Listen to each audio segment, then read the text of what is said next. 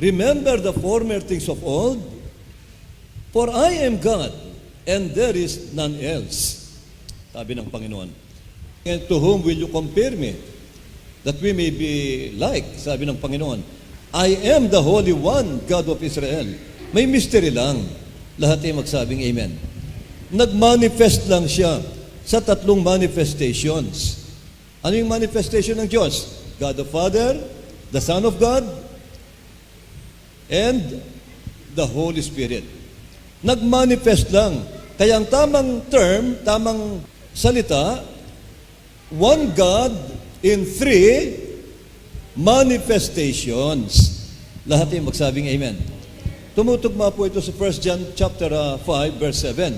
Sabi ng 1 John, there are three that bear record in heaven, the Father, the Son, and the Holy Spirit. But these three are one. Palakpakan natin ang Panginoon.